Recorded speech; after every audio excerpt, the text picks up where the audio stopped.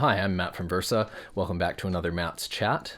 This week, I'm going to be talking about 5 albums that I think would appeal to somebody who is not really interested in progressive rock music and who's maybe coming from more of a background of indie rock or alternative rock music.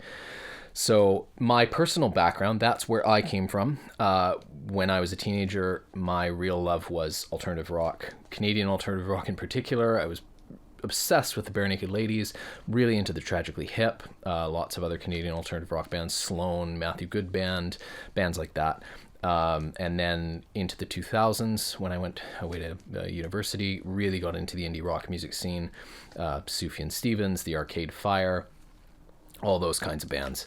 And I didn't really start listening to modern progressive rock music until about 10 years ago. I knew and I loved the classic prog from the 70s of Jethro Tull and King Crimson and Genesis and things like that, but I had not paid any attention to the contemporary prog scene until around 2015 or 2016. And so that's the lens through which I was approaching the modern progressive rock scene. And I was quite surprised by what I found. You know, there's lots of bands that draw very heavily from the 70s symphonic prog and jazz fusion and things like that, and then the 80s progressive metal.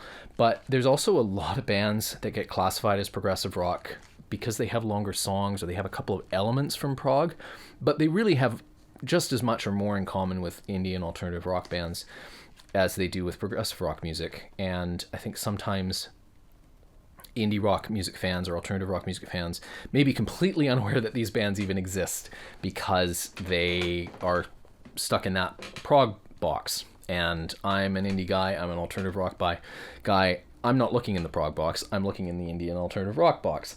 And so I'm hoping with this video maybe I can bring some of this music to attention of people who would otherwise not be listening to that kind of progressive rock music. So I'm just going to go through them in alphabetical order, no particular order other than that to these. And the first one I'm going to talk about is Anathema and their 2012 album Weather Systems. So this album, Anathema, is kind of an interesting band. They have a very unusual history. They changed their sound completely. They started out as a very heavy doom metal band with like harsh death metal vocals and things. And then over the course of a few albums, they moved into a little bit more of a gothic metal sound. They ditched the harsh vocals, but still very heavy. And then they had a couple of lineup changes.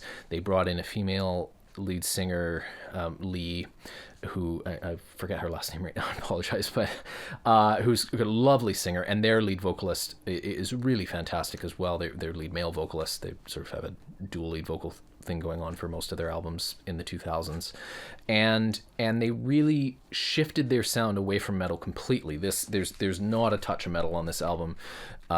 This album reminds me quite a bit of Canadian bands like Stars or like Broken Social Scene, where they're really using the multiple vocalists well, and they're playing music that's very emotionally mature, very intimate, very romantic. The first song on this album is a 2-part song called Untouchables.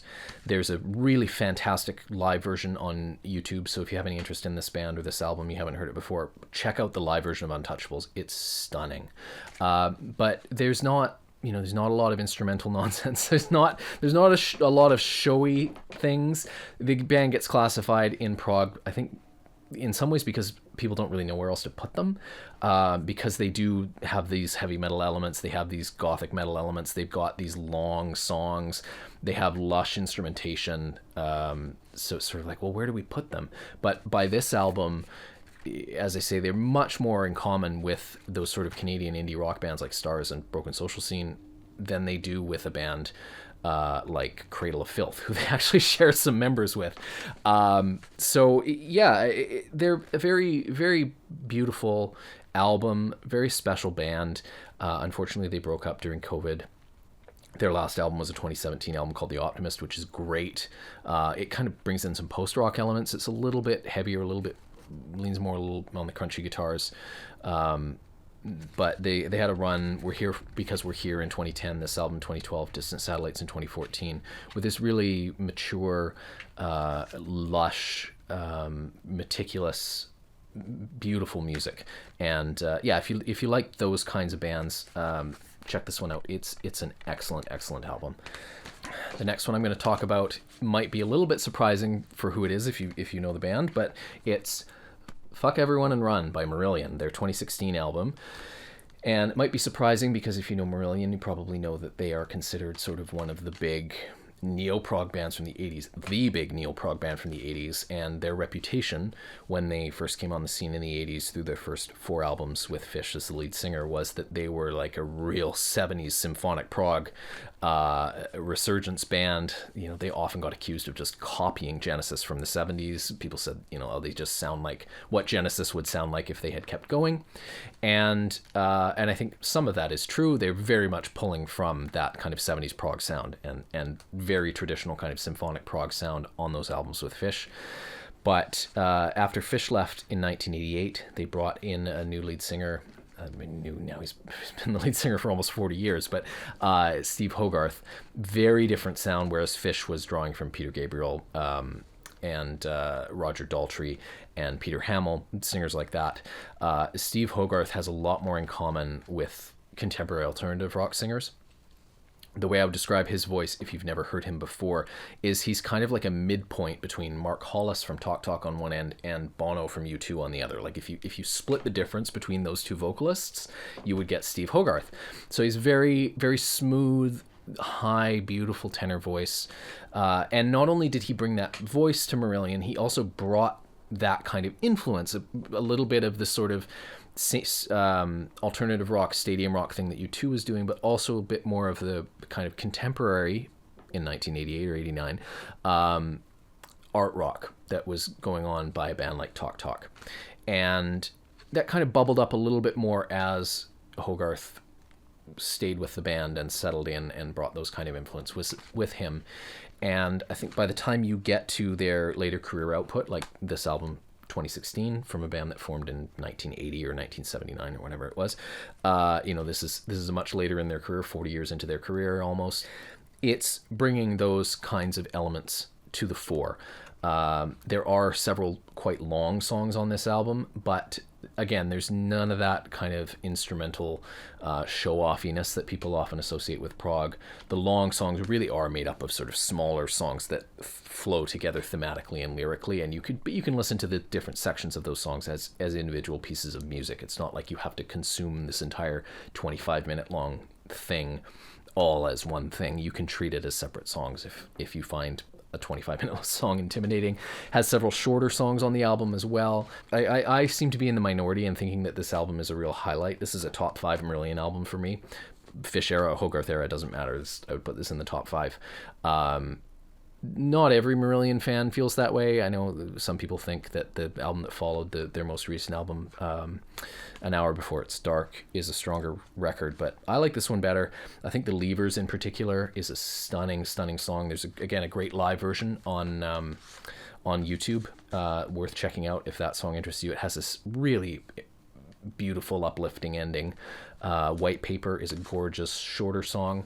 So yeah, if you like that kind of like late 80s, early 90s British alternative rock and art rock music, if you like Color of Spring or Spirit of Eden, those Talk Talk albums, or the kind of late 80s, early 90s U2 stuff, those are very different.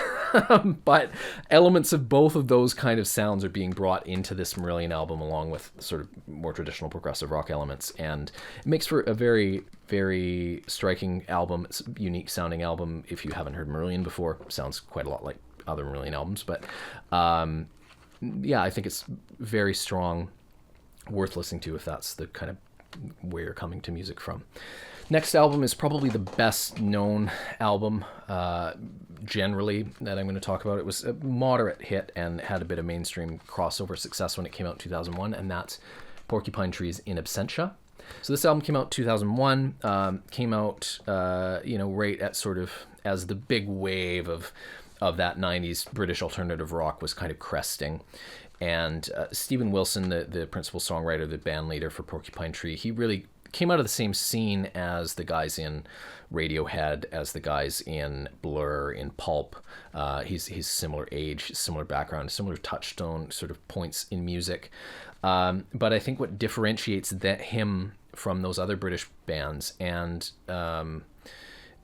why Porcupine Tree get classified as prog, whereas those other bands don't, is that Steven Wilson really leaned into that sort of art rock and prog rock sound that's a little bit sprinkled through those other bands' catalogs, especially Radiohead. You know, you listen to Paranoid Android, for example, it's a multi-part sort of longer song. But I know I remember seeing an interview years ago with Tom York where somebody brought up that Paranoid Android kind of sounded like prog, and Tom York was like, "Oh no, we don't want to sound like those guys. We don't want to be compared to those guys. Those guys are so uncool. We don't want to be like that." And I think when they got some of those comparisons after OK Computer, like Radiohead really pulled back from that element of their sound. They never did any longer songs ever again. Whereas Steven Wilson didn't care about being uncool. He really leaned into that element of that kind of music. So he's drawing from that kind of 90s British alternative rock music, and then he's putting more of an art rock and progressive rock spin on it. But with this album, there's not really long songs. There's not a lot of showy long guitar solos, long keyboard solos, not a ton of complicated time changes that you have to like sit down and figure out. There's none of that stuff. Well, not none of it, but there's very little of it. And it's a little bit heavier, but sometimes it gets thrown in with progressive metal. I don't think it's a progressive metal album. I don't think it goes that far into the heavy side of things. It's a harder rock album, drawing from a lot of the same influences that those big British bands from the late 90s and early 2000s were drawing from. Has a similar sound, but very strong songs, really strong hooks, melodies. Song like the opening song, Blackest Eyes. You hear that song once, you remember it. It's very memorable. It has great lyrics. It's a little bit creepy. And yeah, just if that's your thing, if that kind of 90s, early 2000s British kind of radio, the bands that broke huge in North America from the UK, listen to Porcupine Tree in Absentia. It's a great album. There's a reason that this kind of broke through a little bit to the mainstream, had some mainstream success, and is generally remembered as one of the best progressive rock albums of the 21st century. It's because it's really good. Second to last album I'm going to talk about, Pure Reason Revolution, Eupnea. Again, like Porcupine Tree, Pure Reason Revolution, a little bit of a newer band. They formed in the early 2000s. John Courtney, the band leader, principal songwriter, a little bit younger than Steven Wilson, but he came up through that 90s and early 2000s alternative rock and into the indie rock scene. So he's drawing from a lot of those same influences, as well as the sort of the indie rock that came around in the early 2000s, bands like Kaiser Chiefs, Arctic Monkeys, things like that. And Pure Reason Revolution, I think, are one of those bands that they only get lumped in with prog because they're on a label that mostly does prog and because they have longer songs. Really very little in common with a record like this and something by Yes or by King Crimson. Like very, very little in common. There's way more in common with early 2000s indie rock than there is with 70s prog on an album like this, except that the songs are like 8 to 10 minutes long. But really, instrumentally much more stripped down than you might expect from an album that gets classified as progressive rock. Lots of songs are just like, bass grooves, nice, tasteful guitar, really driving drums, and then layers of vocals on top. And that's kind of Pure Reason Revolution's thing is on all of their albums, they have John Courtney singing lead vocals, and then they have a second lead vocalist on this album. On the albums that preceded it, it was Chloe Alper, who's also the bassist.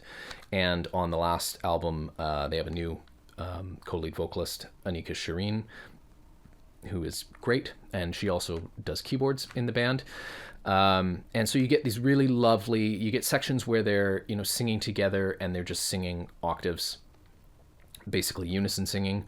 And then you get these layered sections where these just really fantastic harmonies, and like you get like 8, 10, 12, 14 vocal parts all layered up on each other. And it's all over these propulsive bass lines and drum lines and guitar lines that really keep the songs moving forward with a lot of energy. Kind of a darker sound. Like the production kind of reminds me a little bit sometimes of a band like Interpol. Again, with that kind of groove and that drive that those songs have. So Pure Revolution, any of their albums are good to start with. I love The Dark Third. I love Above Cirrus. I love the most recent one, Coming Up to Consciousness. Recommending this one as the starting one because it's the one I started with, and I really love it, and I think it encapsulates their sound very nicely. But you really can't go wrong with any of their albums. They're all really good. So Pure Reason Revolution, check them out. And the last one I'm going to talk about is Riverside, and it's Love, Fear, and the Time Machine. This album came out in 2015. Riverside is a Polish band formed in the early 2000s. Again, they're drawing on a lot of those same influences that I just talked about with Pure Reason Revolution, with Porcupine Tree. Lots of alternative rock, lots of early 2000s indie rock music. And they sort of came on the scene. They broke through into the prog world with their second album, Second Life Syndrome, which got classified as progressive metal. That album is probably fairly classified as progressive metal. It's quite heavy, but most of their music, I wouldn't necessarily call it metal. There are moments where it gets quite heavy, but most of it is more traditional rock music. Love, Fear, and the Time Machine is, I love all of these albums, but Love, Fear, and the Time Machine is a top 10 all-time album for me. This album is just incredible. It's probably their least heavy album. It has a lot of acoustic moments. It doesn't really get crunchy or heavy very often. It doesn't have much in the way of long songs. There's one longer song on it called Toward the Blue Horizon. It's not even 10 minutes long. I think it's 8.5 minutes long. 8 minutes and 9 seconds. So not super long songs. Really just beautiful melodies. Really fantastic lead vocals from Marius Duda. Great performances, but again, not showy performances. The band are really tight. They're really great musicians, but they don't need to throw it in their face.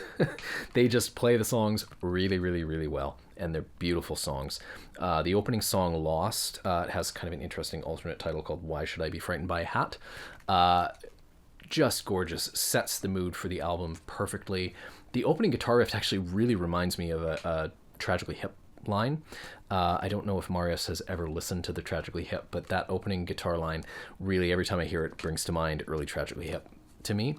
So if you're a Canadian alternative rock fan, a Tragically Hip fan, check out the song Lost by Riverside. I think it may jump out at you a little bit. This whole album is phenomenal. It's a great album if you're a fan of, again, 90s alternative rock, 2000s indie rock. I think it really has a lot of crossover appeal to fans of that kind of music. Very few prog elements on this album. Like I say, there's one 8-minute song, and no extended instrumentals, no extended keyboard solos, no bouncing around between a bunch of different time signatures that you have to try and sit down and figure out what the heck the band is doing. They have some of that stuff on their earlier stuff, and it's awesome, but mostly free from that on this album. This album is mostly just a straightforward alternative or indie rock album with occasional little elements of art rock and progressive rock music, like the other albums I've talked about. And I really cannot recommend it highly enough to anybody. If you like music, listen to this album. This is one of my favorite albums of all time. It's phenomenal. Unfortunately, it's the final album that Riverside's guitarist played on. I'm not going to try and pronounce his name because it's a very Polish name, and it's very difficult for an English speaker who does not speak Polish to say, but their guitarist tragically passed away unexpectedly in 2016. Thankfully, Riverside kept going. They have made 2 more phenomenal albums since this album, but to me, this is their best album and one of the best albums I have ever heard in my life. So Love, Fear, and the Time Machine by Riverside. Really urge you to check it out if you haven't heard it before. It's fantastic, and I think, like the whole point of this whole video, it should appeal to you if you don't like or you don't care about songs that sound like Yes or songs that sound like Genesis that are 15 minutes long, that have crazy Rick Wakeman keyboard solos and a whole bunch of time signature changes and bombast and neoclassicalisms and things like that. There's nothing like this on any of these albums that I've recommended. The prog element of it comes in with just attention to detail, with having a little bit longer songs, with song topics that are kind of outside the mainstream for rock music. They're not just all love songs and songs about, being mad at your parents. They're about all kinds of different things. So I hope you take the time to check them out. They're great albums, and while you're here, you can check out some Versa. Our recent stuff is very prog. It's very 70s kind of symphonic prog influenced. Long songs with some meaty bits and things like that. But our earlier stuff is not like that. Our earlier stuff, we really came out of an indie rock and post-rock background. And our second album in particular, The Decline and Fall Of, really combines a lot of elements of indie rock and post-rock with minimal prog elements. So if prog is not your thing, check out a song from Decline and Fall Of, and please come back and see me next week. Subscribe, hit like if you enjoyed this video, and I'll be back with another Matt's Chat next week. Thanks very much.